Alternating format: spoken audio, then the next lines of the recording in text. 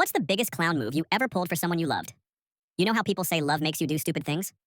Yeah, I didn't believe that. Not until Emma. Emma wasn't even the kind of girl that made you think trouble. She wasn't loud. She didn't have that main character energy. She just existed in this calm way that made everything around her look like it was trying too hard. And somehow, I wanted to impress that. We met in the most cliche way possible, at a friend's birthday dinner. She was sitting across from me, quietly picking the olives off her pizza, while everyone else was laughing too loud. I remember thinking, wow, she's the quiet kind of beautiful, the kind that sneaks up on you when you're not paying attention. We talked a little that night, small talk really, about music, movies, and how pineapple doesn't belong on pizza. She smiled a lot, but never too much, just enough to keep you guessing. By the time I got home, I had already checked her Instagram, liked 2 pictures, and sent her a DM that said, "So, still thinking about that pineapple argument?"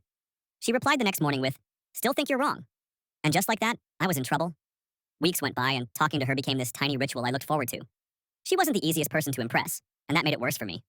I was always the confident one in my circle, the funny guy, the one people said had charm. But with Emma, charm just bounced off her like a tennis ball against a brick wall. Every time I thought I made her laugh, she'd just smile politely, like I was trying too hard, which, spoiler, I was. Then one afternoon, we were talking about music, and she mentioned her favorite band. I didn't even know who they were. But she talked about them like they invented oxygen.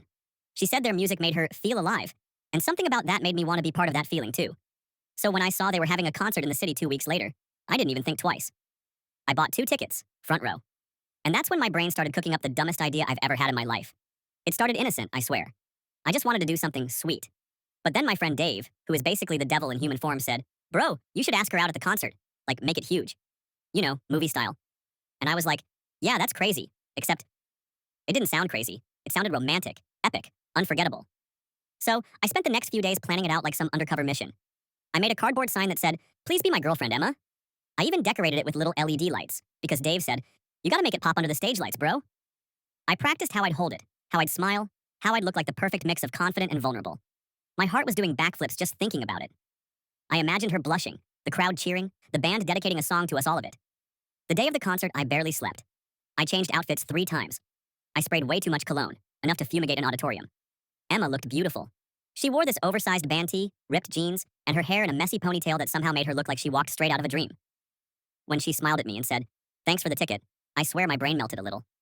We got to the venue early, and she was so excited bouncing slightly on her feet, eyes lit up like a kid on Christmas morning. And I just stood there, soaking it in, thinking, if she doesn't fall for me after tonight, I'll retire from romance completely.